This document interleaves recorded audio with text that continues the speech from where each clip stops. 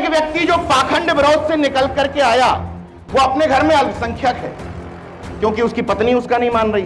पत्नी नहीं मान रही तो बच्चे मानने का सवाल ही नहीं होता है। मैं दावा कर रहा हूं कि यहीं पर बैठी हुई हमारी तमाम माताएं बहनों ने टॉप अप रिचार्ज किया होगा। 1 साल का टॉप अप करो, पति 1 साल चलेगा, फिर अगले साल टॉप अप करो, फिर 1 साल चलता है। बुद्ध मेरे लिए पूजने का विषय नहीं है, बुद्ध मेरे लिए विज्ञान का विषय है। मतलब ये ऐसा धर्म है जिस धर्म के चलाने वाले लोग तथागत को ईश्वर नहीं मानते। तथागत ने ईश्वर शब्द को साफ तौर पर नकार दिया। सबसे पहला दार्शनिक और सबसे पहला वैज्ञानिक तथागत को मानता हूं। इस लिहाज से मैं तथागत का अनुयायी हूं, भक्त नहीं हूं। मैं भक्त किसी का नहीं। मैंने कहा बुद्ध मेरे लिए मंदिर में नहीं है, बुद्ध की शिक्षाएं मेरे लिए किताबों में है, मेरे जीवन में है और उनके दर्शन में। बाबा साहब कहते थे किसी को मूर्तियों में पत्थर में मत खोजो, हम बाबा साहब को पत्थर में खोज रहे हैं। मूवमेंट का काम एक ही शर्त पर हो सकता है कि नाक छोटी कर लो और दिल इतना बड़ा कर लो। जहां बुद्धिज्म की बात होगी वहां यह संभव नहीं है कि सम्राट अशोक को आप माइनस कर पाए।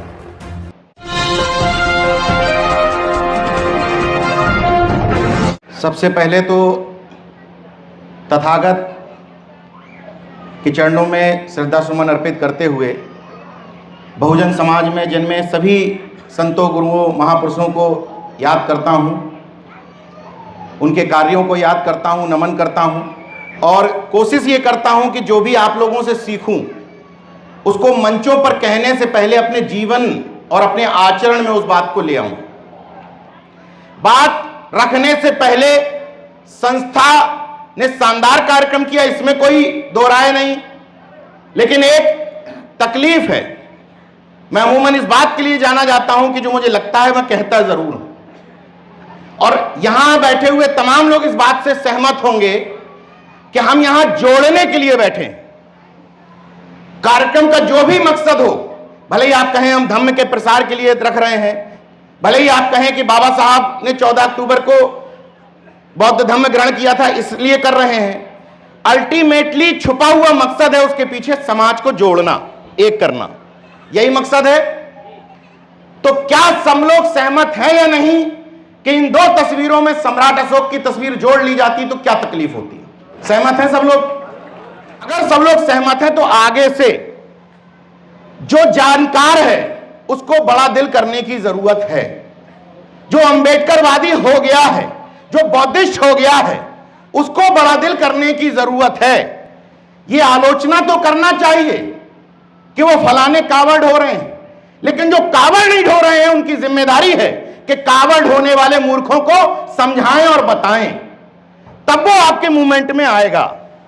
जो मूवमेंट में आ चुका है बड़ा दिल तो वही दिखाएगा ना। यहीं पर बैठे बैठे अभी भंते जी ने आरएसएस का भी जिक्र किया, तो उनसे कुछ बातें सीखने की भी जरूरत है। जैसे हमारा ये मिशन मूवमेंट उस तेज गति से क्यों नहीं बढ़ रहा जितने इसमें कार्यक्रम होते हैं। मैं देश भर के कार्यक्रमों में जाता हूं, तमाम प्रांतों में कार्यक्रमों में जाता हूं, जितने भी कार्यक्रमों में जाता हूं उस मंच पर पाखंड विरोध की बात होती है, अंधविश्वास विरोध की बात होती है, और स्वाभाविक तौर पर बहुजन समाज का कार्यक्रम होता है तो वहां पर बुद्धिज्म की भी बात होती है। ये तो प्योर बौद्धिस्ट मंच है, नहीं भी हो बौद्धिस्ट मंच तब भी बुद्धिज्म की बात जरूर होती है, क्योंकि हम सबसे करीब उसी से अपने आप को पाते हैं, क्योंकि वहां तर्क है, विज्ञान है। तो जब मैं हैरत में रह जाता हूं कि अगर जितने लोग मंचों पर भाषण दे रहे हैं या जितने लोग इस जैसे पांडालों में आकर के इन कार्यक्रमों में शामिल हो रहे हैं, अगर वास्तव में इतने लोग पाखंड विरोधी हैं, वास्तव में इतने लोग बौद्धिस्ट हो चुके हैं, तो फिर संख्या बढ़ क्यों नहीं रही है? यह सवाल होना चाहिए कि नहीं? दरअसल समस्या यह है कि एक व्यक्ति घर से बाहर निकला, मान लो मैं निकल आया उस दलदल से, अब मैं मेरे जैसे तमाम लोग, हालांकि मैं नहीं हूं, मुझे गर्व है इस बात का कि मैं अपने घर में अल्पसंख्यक नहीं हूं, लेकिन एक व्यक्ति जो पाखंड विरोध से निकल करके आया वो अपने घर में अल्पसंख्यक है, क्योंकि उसकी पत्नी उसका नहीं मान रही, और पत्नी नहीं मान रही तो बच्चे मानने का सवाल ही नहीं होता है। तो घर में अगर 5 सदस्य हैं तो एक अकेला वो भाषणवीर अल्पसंख्यक है अपने घर में, वो अकेला पाखंड विरोधी है, बाकी चारों पाखंडी हैं। इसलिए ये मूवमेंट नहीं बढ़ रहा है। किसी की तरफ भी उंगली उठाने से पहले अपनी तरफ उंगली करो, अपनी तरफ, और अपने दिल से पूछो कि इस मूवमेंट को बचाने के लिए, इस बुद्धिज्म के प्रसार के लिए, विकास के लिए मैंने कितना काम किया है। पहले तो अपने शरीर को ठीक कर लो। अगर किसी के शरीर में भी 3 निशानियां, 1, 2 और 3, अगर ये 3 निशानियां आप धारण किए हुए हैं तो माफ करिएगा, ना आप अंबेडकरवादी बन पाए ना बुद्धिस्ट बन पाए। तो पहले तो अपना शरीर क्लियर करो, फिर अपने परिवार को क्लियर करो। जब ये 2 क्लियर कर लो तब पड़ोस के प्रजापति जी को ट्राई करना शुरू करो, जिनको तुम ये मान चुके हो कि फलाना उस तरफ चला गया। क्योंकि आरएसएस का व्यक्ति, हम उसकी आलोचना तो करते हैं, मैं उसकी तारीफ करता हूं। आरएसएस का व्यक्ति अपने आस पड़ोस के हर व्यक्ति को ट्राई करता है। अभी एक त्योहार आया था टॉप अप रिचार्ज वाला, 3-4 दिन पहले आया था। अब मैं पूछूंगा नहीं, लेकिन मैं दावा कर रहा हूं कि यहीं पर बैठी हुई हमारी तमाम माताएं बहनों ने टॉप अप रिचार्ज किया होगा, निश्चित रूप से किया होगा। टॉप अप रिचार्ज किया होगा। टॉप अप रिचार्ज का मतलब समझ रही है ना? 1 साल का टॉप अप करो, पति 1 साल चलेगा। एक उसमें 2 साल का टॉप अप, 5 साल का लाइफ टाइम टॉप अप है नहीं, प्लान है नहीं उसमें 1 ही साल का टॉप अप रिचार्ज है। 1 साल करना पड़ता है, पति 1 साल चलता है, फिर अगले साल टॉप अप करो, फिर 1 साल चलता है। तो टॉप अप रिचार्ज करने वाली महिलाएं अपने बच्चों को, बेटियों को पाखंड मुक्त कर ही नहीं सकती, और अपने बच्चों को अंबेडकरवादी, तर्कवादी, विज्ञानवादी और बौद्धिस्ट बना ही नहीं सकती। तो पहले तो अपने घर के अंदर का ये पाखंड का सिस्टम खत्म करिए। जब पाखंड का सिस्टम खत्म कर लेंगी तब आस पड़ोस के लोगों को ट्राई मार करके कहेंगी कि दीदी आ जाओ, हमारे क्लब में शामिल हो जाओ। ये तर्कवादियों का, विज्ञानवादियों का क्लब है। क्योंकि मैं अपने आप को तर्कवादी, विज्ञानवादी कहलाना ज्यादा पसंद करता हूं, फिर भी मैं बौद्धिस्ट मंचों पर क्यों होता हूं? क्योंकि मैं तथागत से अपने आप को सबसे करीब पाता हूं। बुद्ध मेरे लिए पूजने का विषय नहीं है, बुद्ध मेरे लिए विज्ञान का विषय है। और इन पाखंडी धर्मों में और बौद्ध धर्म में क्या फर्क है? भंते जी ने एक शब्द बोला था, बुद्ध जो ज्ञानी पुरुष थे। मैंने उससे क्या सीखा? इसका मतलब ये ऐसा धर्म है जिस धर्म के चलाने वाले लोग तथागत को ईश्वर नहीं मानते हैं। ये मानते हैं कि उन्होंने जन्म लेकर के इस समाज के लिए, मानवता के कल्याण के लिए काम किया। मतलब कोई आसमान से अवतरित, कोई आसमानी टाइप का आदमी नहीं था। वो एक महान पुरुष थे जिन्होंने आकर के समाज में सीखा और उनकी शिक्षाओं को लोगों को बताने की कोशिश की। तो मैंने जितना समझा बुद्धिज्म को, उसमें एक बात और समझी कि तथागत, जो बात एक बार बार कहते हैं लोग कि तथागत को ज्ञान की प्राप्ति हो गई, ज्ञान की प्राप्ति। तो ज्ञान की प्राप्ति में जो तमाम ज्ञान की प्राप्ति हुई, इसमें एक और ज्ञान की प्राप्ति थी कि इस दुनिया में कोई ईश्वर नहीं। तथागत ने ईश्वर शब्द को साफ तौर पर नकार दिया। दुनिया के तमाम सारे धर्म अपने अपने खुदा को बताते हैं। कोई कहता हमारा ईश्वर चला रहा, कोई कह रहा खुदा चला रहा, कोई कह रहा हमारे प्रभु चला रहे हैं, कोई गॉड चला रहा है। सब कह रहे हैं कि सृष्टि का निर्माण किसी न किसी तरह के ईश्वर ने किया। केवल बुद्ध धर्म कहता है हमारा कि सृष्टि का निर्माण प्रतीत समुत्पाद, यानी कि कार्य कारण के सिद्धांत से हुआ। यही वो वजह है कि मैं इस दुनिया का सबसे पहला दार्शनिक और सबसे पहला वैज्ञानिक तथागत को मानता हूं। इस लिहाज से मैं तथागत का अनुयायी हूं, भक्त नहीं हूं। मैं भक्त किसी का नहीं। मैं भक्त और अनुयायी में क्यों मैं फर्क कर रहा हूं? मैं अपने बेटे को लेकर के श्रावस्ती गया, तो जैसे ये मेरी निजी फिलॉसफी है, इसको किसी की आलोचना के तौर पर मत देखें। मैं जैसा हूं मैं अपने आप को वैसा व्यक्त बता रहा हूं। तो लोगों ने कहा कि आइए नीरज भाई, आप तो बुद्धिज्म को फॉलो करते हैं, तो आइए, यहाँ तमाम मंदिर बने हुए हैं बौद्धिज्म के, तो बेटे को घुमा लाइए। तो मैंने कहा बुद्ध मेरे लिए मंदिर में नहीं है, बुद्ध की शिक्षाएं मेरे लिए किताबों में है, मेरे जीवन में है और उनके दर्शन में है। इसलिए मुझे आवश्यकता नहीं है कि मैं विशेष किसी मंदिर में जाकर के बुद्ध को ढूंढूं, ये मेरी निजी राय है ये।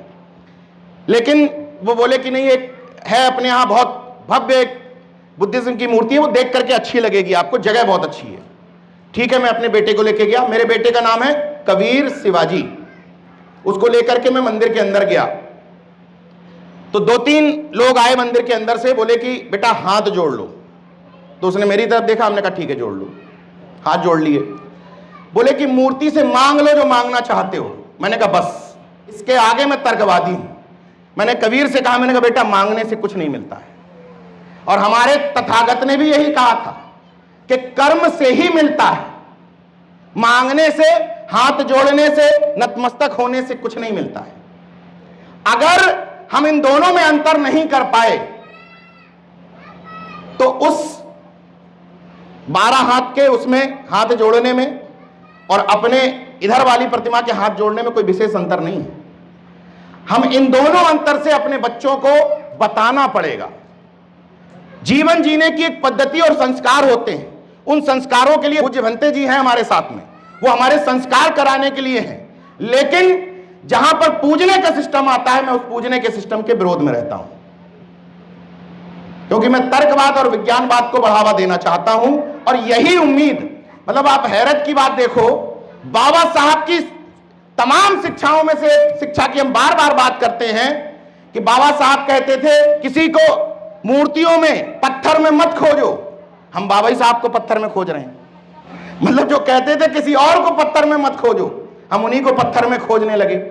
अगर हम तथागत के जो पंचशील है, जो जीवन जीने की कला है, उसको अपने जीवन में उतार लें तो आपको आवश्यकता नहीं रह जाएगी किसी के सामने नतमस्तक होने की। यही तो तथागत हमें शिक्षा देते थे।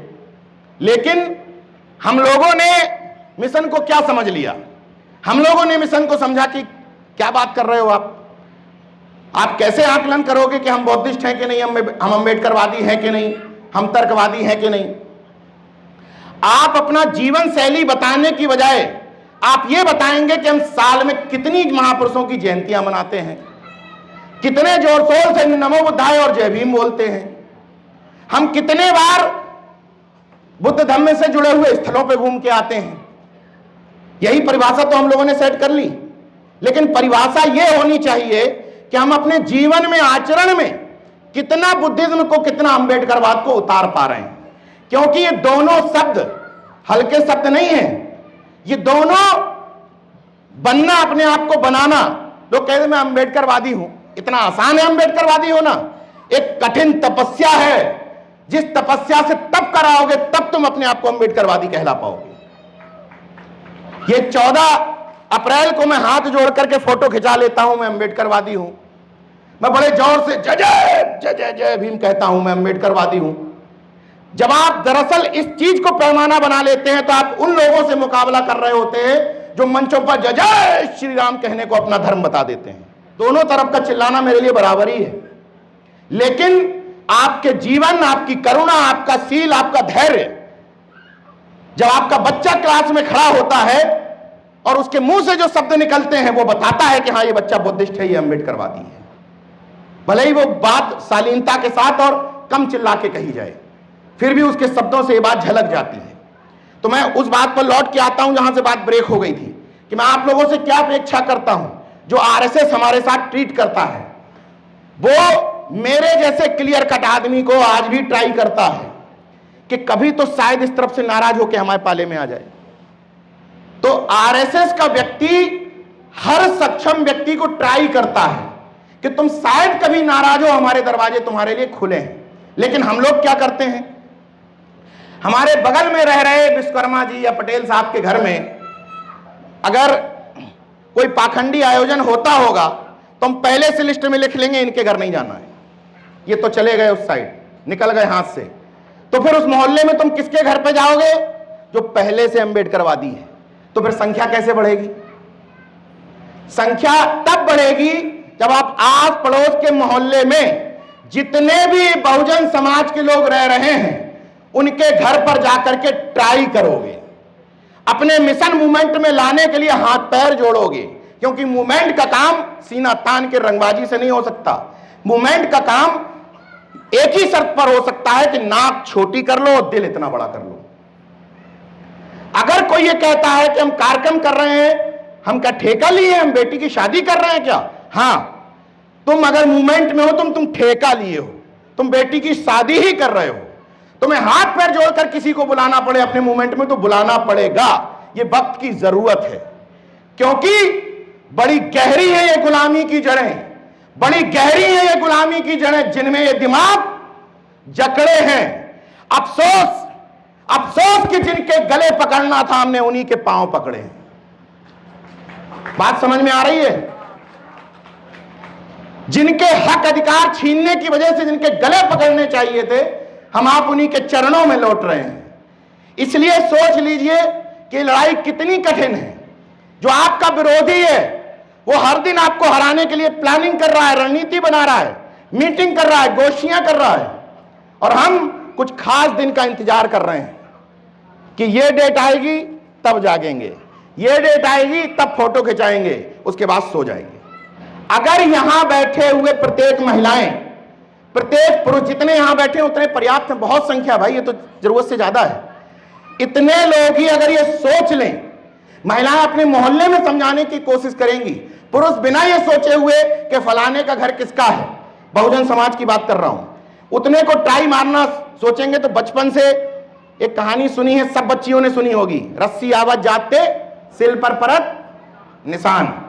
यही बात महिलाओं पे भी लागू होती है और यही बात बच्चों पर भी लागू होती है।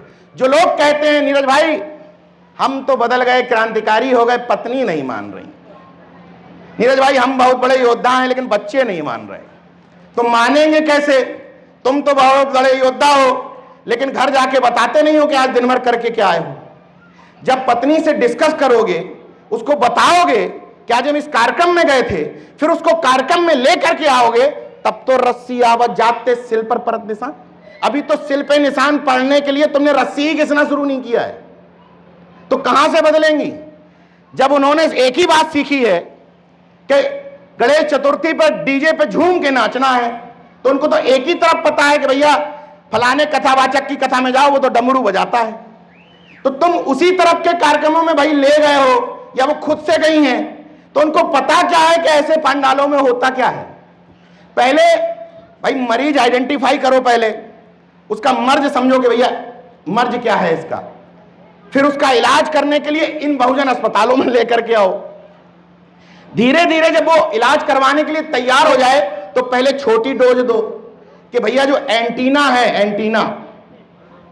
एंटीना समझ रहे हैं ना, जो सुबह से शाम तक हमें छोटा बताता है, कहता है इस समाज के ओबीसी एससी में ही भेद करता है, कहता है इस समाज के यहाँ कच्चा खाते हैं, इसके यहाँ पक्का खाते हैं, इसका छुआ खाते हैं, इसका छुआ नहीं खाते हैं, इसको देखते हैं, इसको नहीं देखते हैं।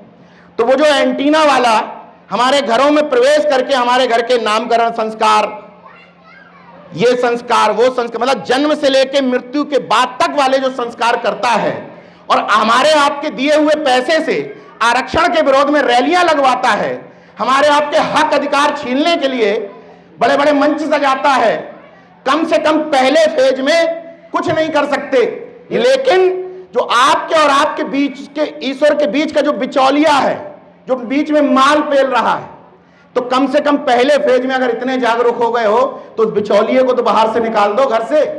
इतना तो हो सकता है। यहां जितने लोग बैठे हैं ईमानदारी से हाथ उठा करके बताएं कि कितने लोग उस बीच के बिचौलिए को अपने घर से बाहर निकाल चुके हैं। बहुत अच्छा है, ईमानदारी से लोगों ने बताया। अब मैं अनुरोध करूंगा कि अगर नीरज भाई को अपना भाई, बेटा कुछ भी मानते हो, तो कम से कम जितने लोगों ने हाथ नहीं उठाए उनमें से 5 लोग आज बदल जाएं, मेरा गोरखपुर आना सफल हो जाएगा। ज्यादा टारगेट नहीं रखता, 5 लोग बदल जाइए, उस बीच के बिचौलियों को बाहर कर दीजिए। फिर बीच के बिचौलियों को बाहर करने के बाद वो जो मिट्टी का माधव रखे हो, ये पहला फेज है। सेकेंड फेज में उसको बाहर कर दीजिए, क्योंकि अभी मैं अगर सवाल कर लूंगा जिन लोगों ने, अच्छा जिनके यहां एंटीना वाला आता है वो कन्फर्म है कि वो ईश्वर को मानते ही मानते हैं, लेकिन मैं कह रहा हूं कि अभी मैं अगर मंच पे बुला लूं किसी भी ऐसे शख्स को जो कहता हो कि मैं ईश्वर को मानता हूं, मैं 5 मिनट के अंदर यह साबित कर दूंगा वो झूठ बोल रहा है, वो ईश्वर को नहीं मानता। और यह प्रैक्टिकल किसी भी मोहल्ले में कर लेना। इस प्रैक्टिकल को बताता हूं आपको करना कैसे है। किसी भी व्यक्ति से पूछो आप ईश्वर को मानते हैं, तो अगर वो पाखंडी होगा वो कहेगा हाँ मानते हैं। उससे ये पूछिए अगर ठीक ठाक पैसे वाला है कि बच्चे को कहां पढ़ा रहे हो, तो बताएगा शहर के कोई ना कोई बढ़िया विद्यालय बताएगा। तो अगर तुम मानते हो कि ईश्वर है और सरस्वती ज्ञान की देवी है, तो अच्छा विद्यालय क्यों ढूंढते हो? जैसे आपने कहा ना कि इंग्लिश मीडियम स्कूलों में एडमिशन के लिए सिफारिश लगवाते हैं। मैंने पूरी ताकत लगाई कि मेरे बेटे कबीर का एडमिशन अच्छे विद्यालय में हो जाए, तो मैंने तो अच्छे विद्यालय में एडमिशन करवाया, तो बात समझ में आती है। लेकिन जिनके लिए ज्ञान की देवी सरस्वती है, वो गांव के प्राइमरी स्कूल में एडमिशन क्यों नहीं करा देते हैं बच्चे का, और डेली बस्ते में रख दिया करें ज्ञान की देवी की तस्वीर, पढ़ लिख जाएगा वो। ऐसा होता है क्या? जो लोग मानते हैं कि ईश्वर है, वो अपने घर परिवार के लोगों का बीमार होने पर इलाज पीजीआई, केजीएमसी और एम्स के लिए क्यों दौड़ते हैं? मैं दौड़ता हूं, मेरी बात तो समझ में आती है कि भाई मैं तो चिकित्सा विज्ञान पे भरोसा करता हूं, विज्ञानवादी व्यक्ति हूं, तो मुझे तो केवल मेडिकल साइंस पे, अस्पताल पे और डॉक्टर पे भरोसा है। लेकिन जिसको भरोसा है कि ऐसे हाथ जोड़ने से बीमारियां ठीक हो जाती हैं, तो वो यहीं पर किसी भी एडमिट करवा लें और बगल में इतनी बड़ी तस्वीर रख दें, मूर्ति रख दें, इलाज हो जाएगा। लेकिन ऐसा नहीं होता ना। तीसरा एक प्रैक्टिकल यहीं से करवा लेना, इसी कार्यक्रम से कह दो 3 बार आंख बंद करके रोड क्रॉस कर लो, आंख बंद करके, क्योंकि भरोसा है, नाम जपो और ऐसे क्रॉस कर लो। कहेगा नहीं करेंगे, इसका मतलब वो झूठ बोलता है, वो ईश्वर को नहीं मानता है। कोई भी व्यक्ति ऐसा नहीं है जो ईश्वर में भरोसा रखता हो, वो झूठ बोलता है। अगर किसी की भावनाएं आहत हो रही हो ये सुन करके, तो उनको मैं एक बात और बता देता हूं हिंदू माइथोलॉजी के हिसाब से, कि मैं जो कुछ भी कह रहा हूं यहां पर, मैं लखनऊ से इलाहाबाद गया, वहां कार्यक्रम में शामिल हुआ, वहां लोगों से मिला, इलाहाबाद से गोरखपुर आया, यहां आप लोगों के सामने बात रख रहा हूं, ये सब ईश्वर की मर्जी से कर रहा हूं। ये फैक्ट बात बता रहा हूं, क्योंकि मेरे बगल में एक लोग रहते हैं एंटीना वाले, उन्होंने मुझसे कहा था बचपन में कि ईश्वर की मर्जी के बिना, इसका मतलब उसकी मर्जी है कि मैं गोरखपुर में आऊं, इस मंच पे खड़ा हूं और भाषण देकर के इन लोगों को समझाऊं कि देखो तुम्हारे और तुम्हारे ईश्वर के बीच में एक बिचौलिया माल पेल जा रहा है। अगर उसकी मर्जी नहीं होती तो क्या मैं बोल पाता क्या? उनके हिसाब से नहीं बोल पाता ना। इसका मतलब मैं जो कुछ भी कर रहा हूं, इसलिए भावनाएं आहत मत करना। वो इतना ताकतवर है कि वो नहीं चाहता कि मैं ना बोलूं तो मैं नहीं बोल पाता, है ना, इतना ताकतवर इनके हिसाब से। तो इसका मतलब उसकी भी कुछ मौन स्वीकृति है, वो भी समझ रहा है कि बीच के बिचौलिए ज्यादा गड़बड़ कर रहे हैं, तो घूम घूम करके समाज को ये बताओ कि ऐसा करना जरूरी है। नमो बुद्धाय, जय भीम, जय अर्जत, इनकलाब जिंदाबाद। धन्यवाद।